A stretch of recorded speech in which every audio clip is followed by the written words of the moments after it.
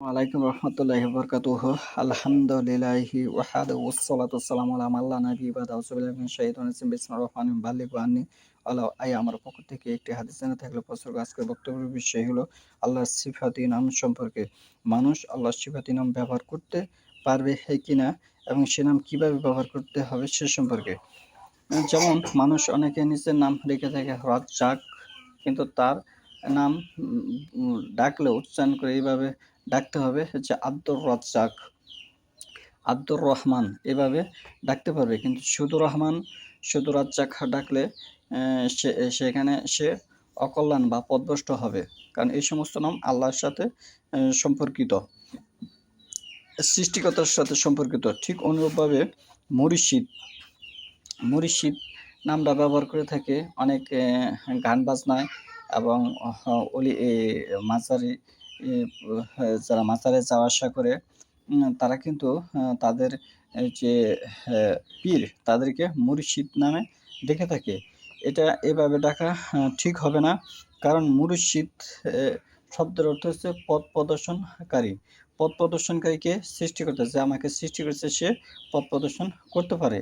তাহলে এই নামটি মানুষের সাথে এভাবে ডাকা যাবে না, এভাবে অনুসরণ করা যাবে না। আমার মুর্শিদ আমাকে পথ প্রদর্শন করেছে, আমার মুর্শিদ আমাকে পথ প্রদর্শন করেছে, এটি আল্লাহর সাথে সম্পর্কিত। কোনো মানুষকে ইঙ্গিত করে এভাবে বলা ঠিক নয়, তাহলে সে পথভ্রষ্ট হয়ে যাবে, সে ইসলাম থেকে খারিজ হয়ে যাবে, 1 নম্বরে।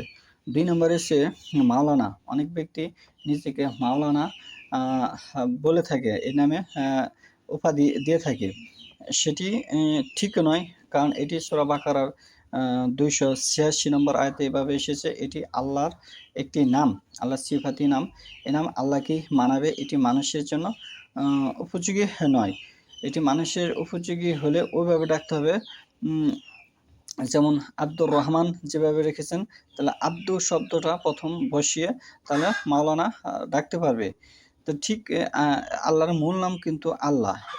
এছাড়া যত নাম আছে এগুলি সকল নাম কি আল্লাহর সিফাতি নাম। কিন্তু সিফাতি নাম যখন মানুষ ব্যবহার করবে মানুষের খাতিরে, তখন আব্দু শব্দটা ব্যবহার করতে হবে। যেমন আব্দুল্লাহ, আব্দুর রহমান, আব্দুর রাজ্জাক এভাবে ডাকতে হবে।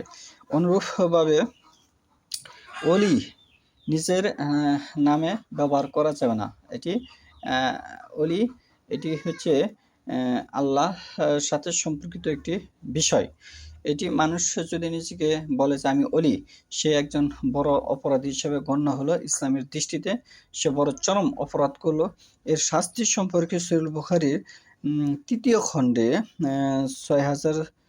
3696 নম্বর হাদিস, 3696 নম্বর হাদিস, সে একটি শাস্তিপ্রাপ্ত অপরাধ করেছে, তার শাস্তি সম্পর্কে তাকে 80টি বেত মারতে হবে। এই হাদিসে এটি এসেছে, 80টি বেতের আঘাত করলেন আলী, তাকে 80টি বেতের আঘাত করলেন যদি যে নিজেকে অলি বলে দাবি করে।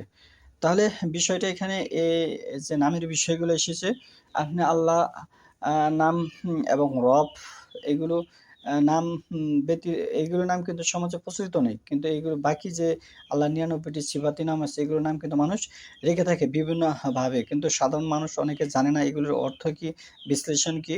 এগুলো নামে নিজেকে উপাধি পরিচয় দিয়ে থাকে। কিন্তু আল্লাহর সৃষ্টিকর্তার হিসেবে যদি নিজেকে বলে যে, যেমন মুসাল্লাহ বিন কাজ্জাব, সে নিজে কি বলেছিল যে আমি মোহাম্মদ, আমি নবী, তাহলে সে কিন্তু অপরাধী, ভণ্ড নবী হিসেবে আল্লাহ তাকে আখ্যায়িত করেছেন। হাদিসে বিভিন্নভাবে তার বর্ণনা এসেছে।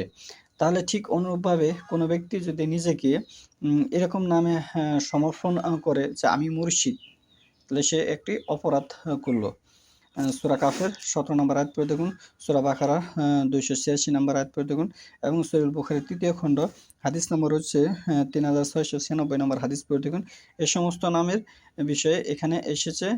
এগুলি নাম মানুষের জন্য প্রযোজ্য নয়। যদি মানুষের জন্য প্রযোজ্য হয় তাহলে তার নামের প্রথম আব্দু শব্দ ব্যবহার করতে হবে।